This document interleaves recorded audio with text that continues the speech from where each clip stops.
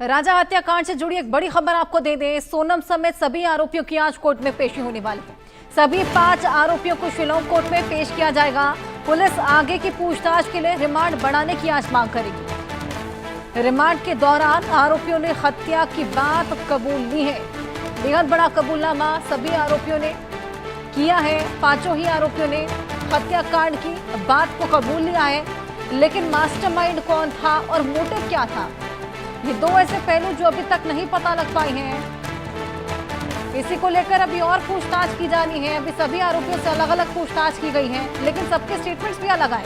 ऐसे में सभी के स्टेटमेंट्स को मैच करने के लिए आखिर असल मास्टरमाइंड कौन था, ये पता लगाने के लिए और मोटिव क्या था।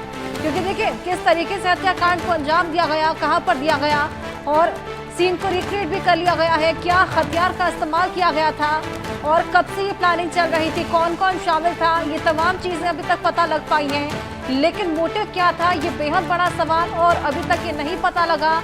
इसी को लेकर अभी और रिमांड बढ़ाने के लिए मांग की जाएगी। शिलांग कोर्ट में ये पेशी है। आगे की पूछताछ के लिए रिमांड बढ़ाने की मांग आज पुलिस करने वाली। रिमांड के दौरान आरोपियों ने हत्या को कबूल लिया है। 5 ही आरोपी लेकिन अलग अलग स्टेटमेंट देते हुए नजर आ रहे हैं। परिवारजनों से भी पूछताछ की जानी है। सोनम के परिवार से भी पूछताछ की जाएगी, सवाल जवाब किया जाएगा, क्योंकि तंत्र मंत्र की बात भी बीच में निकलकर सामने आ रही थी। तो जरूरी हो जाता है कि परिवारजनों का भी स्टेटमेंट लिया जाए। क्या उनको कोई आघात था, क्या उन्होंने जोर जबरदस्ती से शादी कराई थी, क्या वो राज कुशवाहा को पहले से जानते थे, क्या इन दोनों की आपस में कोई बातचीत हुआ करती थी पहले भी। बेहद शातिराना तरीके से इस पूरे हत्याकांड को अंजाम दिया हुआ है। हालांकि एक एक कर पूरी साजिश अब बेनकाब हो रही है। परत दर परत इस पूरे मामले की खुलती हुई नजर आ रही है और जैसे जैसे परत खुल रही है तमाम चौंकाने वाले खुलासे भी हो रहे हैं। हमारे 2 सहयोगी निबिर डेका शिलांग से, एहतियाब शेख इंदौर से हमारे साथ जुड़े हैं। निबिर, सबसे पहले मैं आपके पास आऊंगी, क्या कुछ चल रहा है, कोर्ट में पेशी है, कितने बजे ये पेशी, 5 ही आरोपी के अलग अलग स्टेटमेंट हैं। स्टेटमेंट्स को मैच करने के लिए, मोटिव जानने के लिए अभी फिलहाल रिमांड और बढ़ जाए, ये बेहद जरूरी है।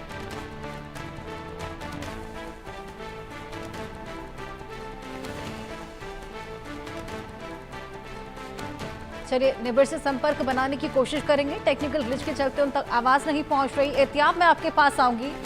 आज कोर्ट में पेशी होनी है, सभी के स्टेटमेंट्स ले लिए गए हैं। अब परिवारजनों को भी इन्वॉल्व किया जा रहा है, क्योंकि लगातार राजा रघुवंशी के परिवारजनों की मांग थी कि सोनम के परिवारजनों से भी बातचीत की जाए, क्योंकि तंत्र मंत्र की बात भी निकलकर सामने आ रही थी। देखिए हर्षा, पिछले 2 दिनों से मेघालय की एसआईटी टीम इंदौर में थी। सबसे पहले एसआईटी टीम परसों रात को राजा रघुवंशी के घर पहुंची थी। वहां परिजनों से बातचीत की और परिजनों से कई सारे सवाल किए गए, जिसमें मुख्य तौर के ऊपर सोनम का आचरण कैसा था, शादी के वक्त उसका व्यवहार कैसा रहा और 4 दिन जो वो वहां रही थी उसका किस तरीके से आचरण था और तमाम सवाल किए गए थे। उसी रात को उस फ्लैट पर एसआईटी की टीम पहुंची थी शिलांग की, जहां पर सोनम ने फरारी काटी थी। देवास नाका का फ्लैट था। बताया गया कि तकरीबन 4 घंटे तक एसआईटी की टीम ने वहां पर पूछताछ और तफ्तीश की और वहां से कई सारे फॉरेंसिक एविडेंसेस कलेक्ट करने की बात सामने आई। कल शिलांग एसआईटी की टीम सबसे पहले पहुंची थी सोनम रघुवंशी के घर। सोनम रघुवंशी के घर में सबसे पहले तकरीबन 2.5 घंटे की पूछताछ में पहले गोविंद रघुवंशी, जो कि सोनम के भाई है, उनसे पूछताछ की गई। उसके बाद में सोनम रघुवंशी के पिता से पूछताछ की गई और उसके बाद सोनम रघुवंशी की मदर से पूछताछ की गई। ये बताया गया है कि एसआईटी की टीम ने वहां 2 सूटकेसेस भी खोले थे, जो कि शायद इंट्रोगेशन के दौरान सोनम ने कुछ इनपुट्स दिए थे और वो उसकी भी जांच पड़ताल की गई थी।